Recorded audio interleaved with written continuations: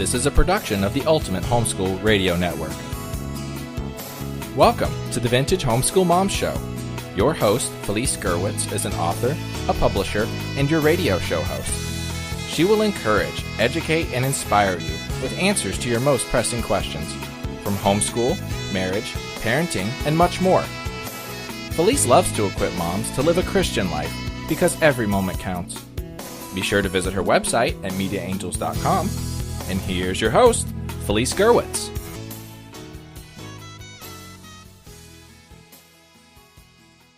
Well, hi and welcome. This is the second audio in the three-part series on holiday planning.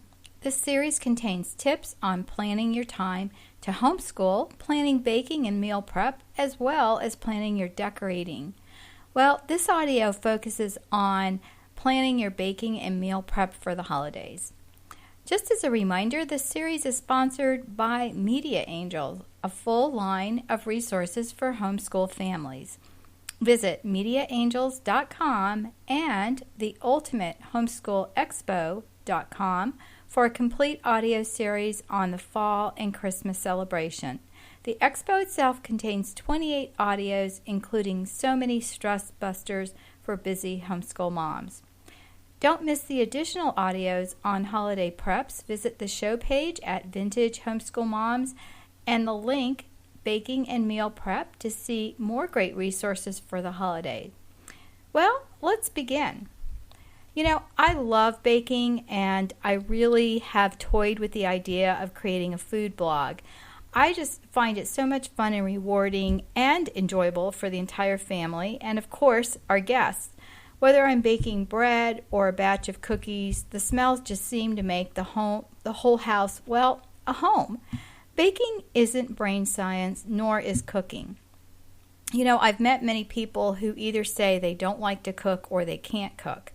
When my newly married niece told me about this, I took her to one side and said, "Hey, sweetie, you graduated from college with honors in psychology.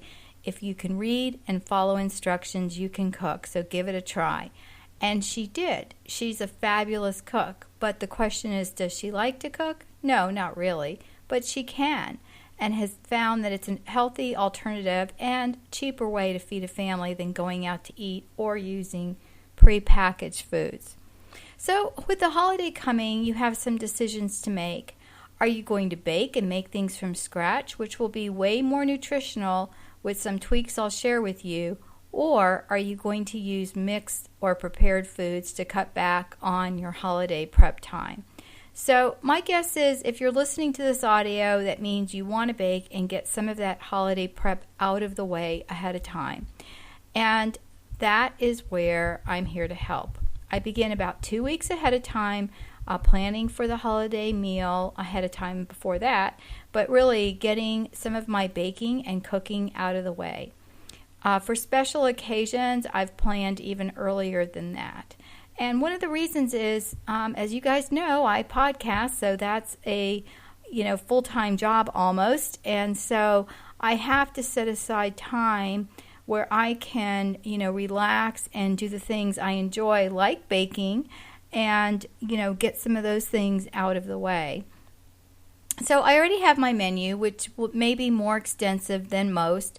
And on average, I have between 15 and 35 people as guests for the holiday meals. My dad and my in-laws are elderly at this point, so we've agreed that I would host all the meals moving forward. And that also includes adding, extra in-laws such as, my sister and brother-in-laws on both sides of the family, as well as my daughter's mother-in-law when she can join us, and she normally joins us at Christmas time. So, I'm really happy to host people, and sometimes they bring things, and many times I make the bulk of the food, which doesn't mean that, people aren't contributing in many different ways, and just do whatever works for your family. So one of the ways that I serve, this amount of guests that I have is I always serve buffet style. That way each guest can help themselves to the food they want without trying to pass dishes back and forth to the entire family. And in my next session, when I talk about decorating and getting ready for the holidays, on a shoestring budget, I'll talk more about how to set up, your buffet table. I have a very large counter that I can use, and it's a granite counter, so it can hold hot foods as well. But I set up my buffet that's, really an easy way to do it. And I start with appetizers, and then I remove that, and then we bring out the food. So I have helpers that are geared up to do certain things, and so that, that works out really well. So if people get here earlier in the day, they're helping me to do last-minute preparations with bringing out appetizers, and I'll talk about that in a bit. As well as I've got my cleanup crew, the people who are going to take out any leftover appetizers. A lot of times with vegetables and dip, we move that to the side when we bring out the salad. So if people want to add, some of the leftover appetizers, such as olives or pickles or cheese or whatever, to their salad, they can if there is leftovers. Not too often are there that many leftovers. And then they clear off the counter so that we can bring out the next set of things. So it works out really well.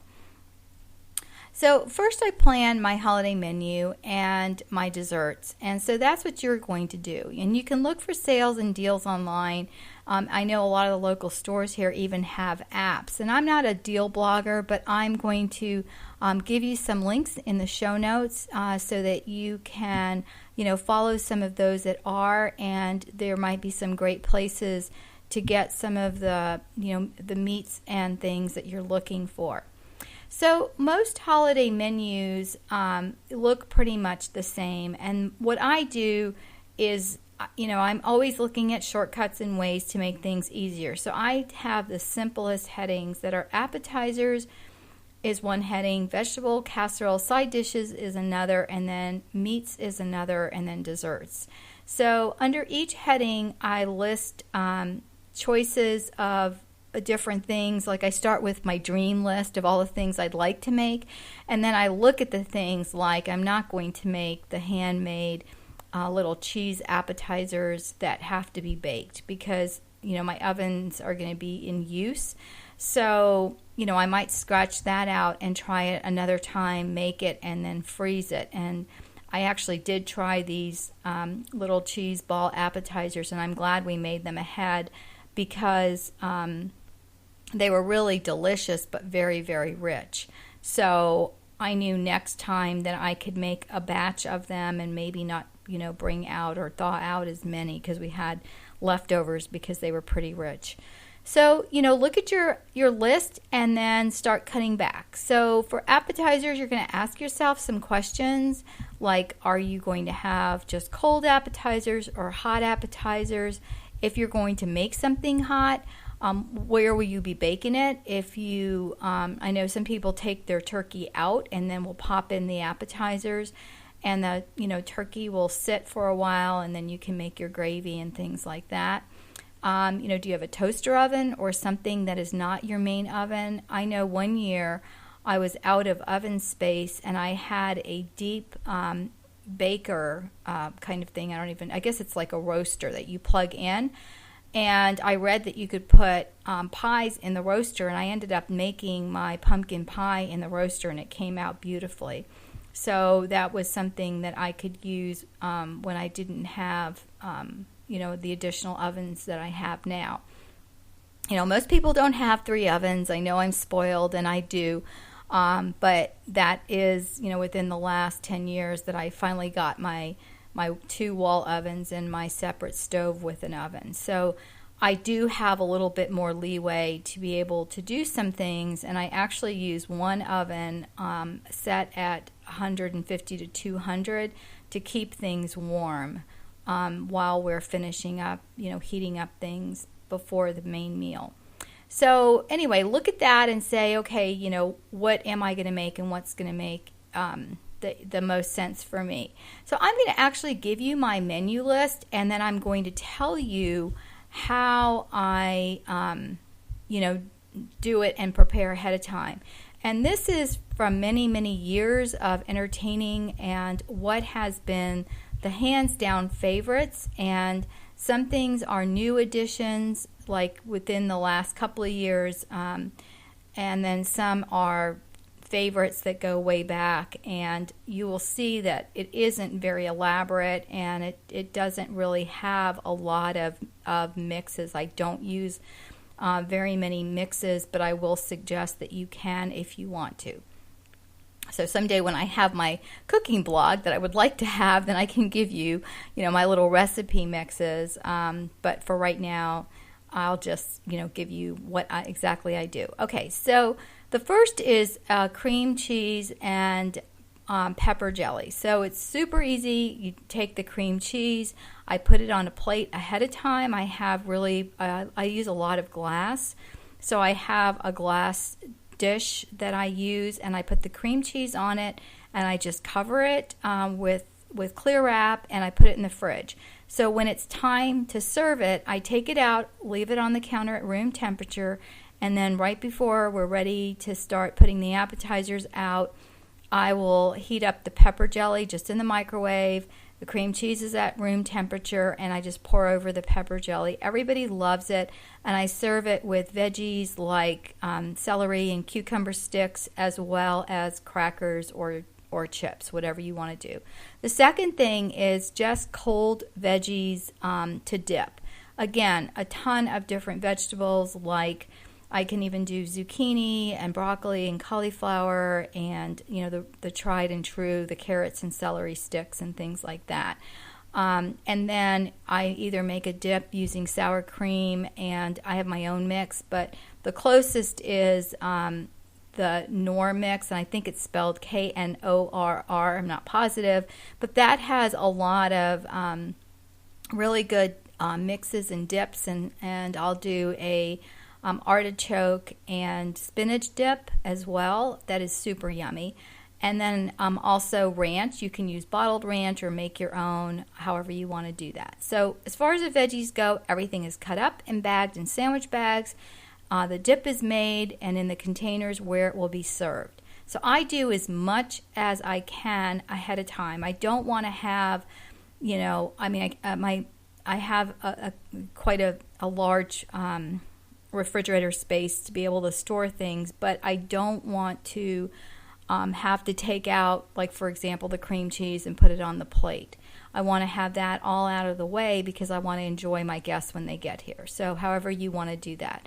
And then the same thing with an appetizer tray. I do cubes of cheese, cubes of ham. We do a baked ham, so I have a lot of ham that's made the day ahead of time, already chopped up, olives black and green, pickled beets, dill pickles, cut up, ready to go, and everything is done ahead in little sandwich bags, ready to dump out. So even if I have 3 little sandwich bags of cubes of cheese, at least it's all cut and ready to go.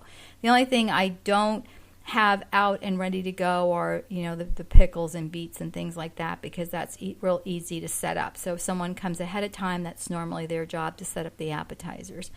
And I have all my, dishes ready to go the night before, and they're up on the counter, ready for the appetizers. So that's a real, real easy thing to do. And then I'll talk to you when I talk to you about decorating, how I have all the tables and everything set up, ready to go the day ahead of time. So my other thing, so the first was the cream cheese and pepper jelly. The second was, veggies and dip. And the third is, cubes of cheese and olives and stuff like that. And then the fourth is I do a Gouda cheese bake. So I take a round Gouda cheese, and you can use 1 full roll of crescent rolls, which are 8, or one of the little small mini containers, which would be 4. And I wrap my Gouda cheese, and I put it into a small Pyrex dish that goes from the oven to the table. So that's all ready to go. And normally with a bigger crowd, I have to get 2 of the round Gouda cheeses because everybody loves that. So sometimes if I know people are coming and it's going to be staggered, I'll bake one of the cheeses ahead of time and then bake the second one a little bit later, so I'm not putting everything out at the same time.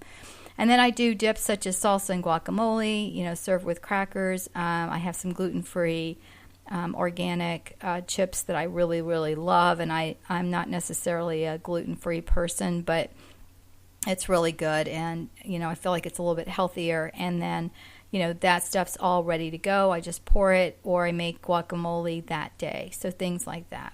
Okay, so as you can see, there wasn't any huge amount of prep. I mean, one year I did scallops wrapped in bacon.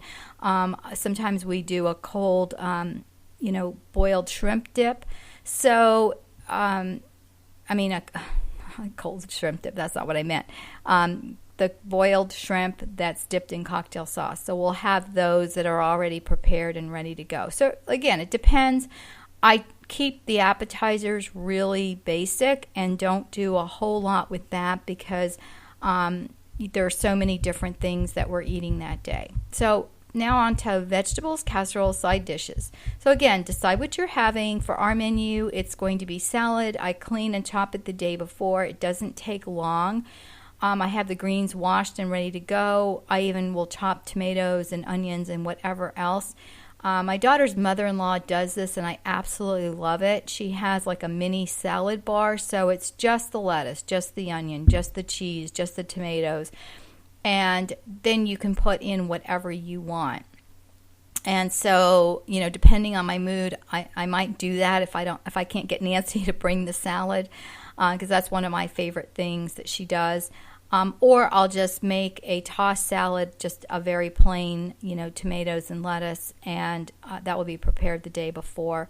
The salad will not be, what's prepared is all the chopping, but not the shredding of the lettuce, because I find that every time I shred lettuce the day before, even if I do it by hand and not use a knife, it has a wilted look. So I just clean the lettuce and have it in a bag ready to go, so it's just super easy to prep it.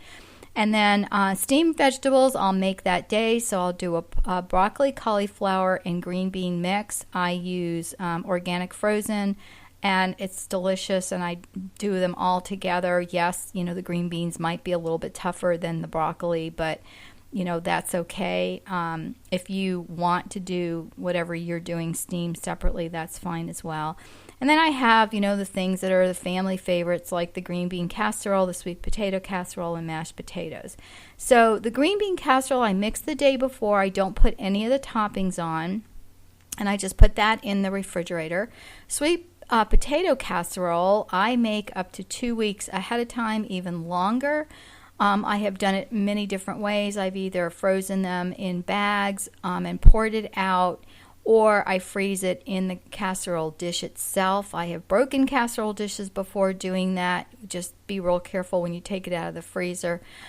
So that's up to you and however many dishes you have, whether you can do that or not. And then, again, I don't use any of the toppings. Sweet potatoes, I boil, mash, and add whatever I'm going to add to the casserole, and then I bake it. I don't bake it ahead of time and then freeze it.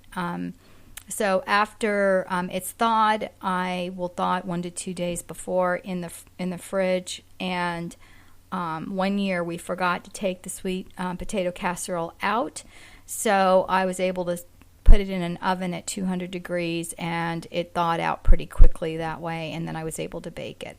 Mashed potatoes are hit and miss, okay? I'm not the best mashed potato maker, so I don't even know why I'm talking about it.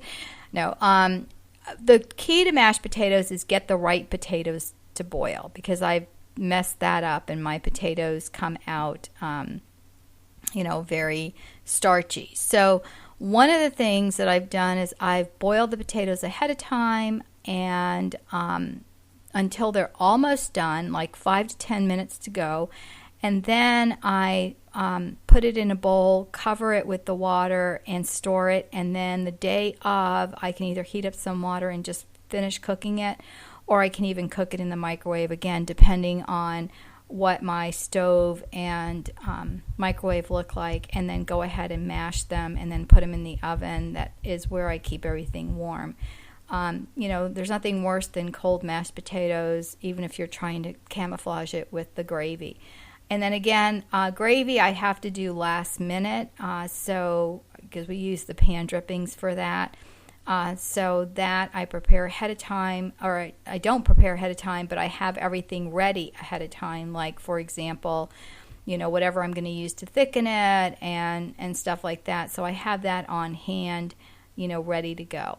And then I add lasagna to the mix because my sister-in-laws love it. So I make my lasagna about 2 weeks before Thanksgiving, and I make enough for Christmas, for New Year's, as well as into January.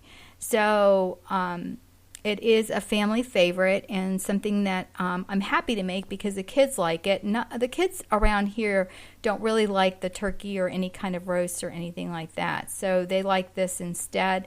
It goes a long way. It feeds a ton of people, and I can make it in large batches and freeze it. And when it thaws and I bake it, it tastes fresh. So it needs to be thawed in the refrigerator a day ahead of time. Here in Florida, if the weather's warm, I can even set it out an hour or two before. You want it not necessarily room temperature because it does have the ricotta and the mozzarella cheese, and you don't want that going bad. So if you're taking it out of the fridge, realize that you're going to have to bake it a little bit longer than if you were making it fresh. And so again, it's one of those things you can thaw at 200 to 300 degrees if you have to before you get it to the temperature you want, and then you can bake it. So, and then I serve it with hot tomato sauce that's made ahead of time, not hot like in pepper hot, but just heated hot. And grated Romano cheese is our preference over the Parmesan. All right, so meats. What are you going to make? A ham, a turkey, or a roast? One thing or several things, and that's what you have to decide. So around here, it's ham and turkey. I've read that people, I read once a blog post where this lady did her entire meal ahead of time and froze it. I'm not that brave to try something like that, but we do the ham a day or two before, slice it in thick slices so when it's reheated it's not dried out, and we just reheat it in the microwave. My dad makes the ham, and he does a whole ham that's stuck with cloves and baked. He also likes to add a lot of water. He doesn't like really salty ham, so his ham is really delicious. It's not a smoked ham because he doesn't like smoked ham. And so he puts the cloves in and bakes it and then drains out all the water, and then he will add a pineapple and brown sugar glaze. But that isn't necessary. He thinks it keeps it moist, and I'm not a ham person, but my family likes it, my husband especially. And then whatever is left after slicing it, we cut into chunks, and I use that as part of the appetizer, which the little kids really like. Turkey we make that day, and it's just everything is prepared that day. Just make sure it's thawed. If it is frozen, I don't know if you know this or not, if you're planning to fry your turkey, which again, we haven't been brave enough to do it, and I hear it's delicious. I'm not a big fried foods person anyway, but my kids are dying to do it because they love fried foods. But you never place a frozen turkey in oil, and if you want to know why, you can just Google that, and you can see huge explosions that happen doing that. So we bake our turkey, and I use a meat probe, and it comes out delicious and perfect. And my sister-in-law is in charge of the turkey, so she comes early, and she bastes it throughout its cooking. And she even uses, I'm going to forget what it's called now. I'll have to go back to it. But she, puts a netting over it, cheesecloth, that's what it is, and then she bastes it with that. So you don't necessarily have to do that. We've done it without, and just make sure you have a very good meat thermometer because mine broke one year. So now I keep 2 on hand, and we do that. And then same thing with a roast. Depending on how many people, I might have a roast as well. This year I won't. And one of the reasons, I'm getting ahead of myself because I think I mentioned this somewhere later, that I have a variety of meat is so that we don't have to have one huge 22 or 27 pound turkey or however huge you would have to feed everyone. So if I do a ham, a smaller ham, and a turkey and a roast, that works. And this year we're doing lasagna and the ham and turkey, so that's going to be plenty of food with all the sides. All right, my favorite dessert, although I'm not eating that much sugar right now, but it's one of the things I love to do. I'm a baker. I just love it. So Last year, I did a very labor-intense mini pies. And so what I did was I took mini muffin tins and I cut them out using a biscuit cutter. I did the pie crust, and then I baked it. Depending on if it was a chocolate pie, then I baked the little crust ahead of time, or apple, pumpkin, and pecan I baked in the little shell. And then I was able to freeze it, and so we had, a wide variety of the little mini pies. And so I've done it two ways. One way is where I baked the entire thing and froze it, and that worked a lot better than when I baked. I put it ready to be baked, and then I froze it in the freezer, and then I pulled them out, and they had to thaw, and then I had to bake them. So that was where it just got so labor intense. And so what I did was I put my mini pies in the oven right before we sat down to eat, and it took about 20 minutes to cook, which was plenty of time, and then it gave it enough time to cool before, it was time to eat. But, like the little hot mini apple pies were delicious. But this year I'm going to make full pies.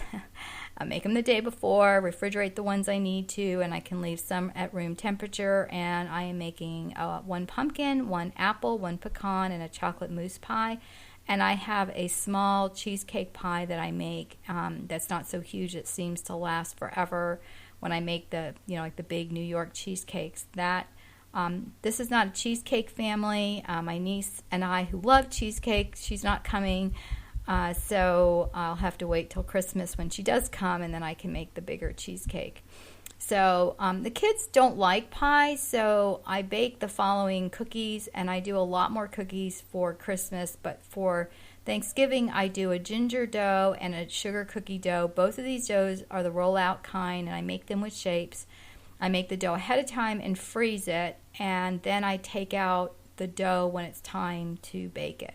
And I just love being able to go into the freezer and pull out a batch of dough, let it thaw, and make the cookies, which is so much easier than doing everything that day and the big mess of mixing it. And I also do this with chocolate chip cookies, and a healthy alternative is an expeller pressed coconut oil that doesn't taste like coconut. I know a lot of people substitute coconut oil for shortenings or oils in baking, and our family doesn't like coconut oil, and I've been trying to introduce coconut oil just because we don't like coconut.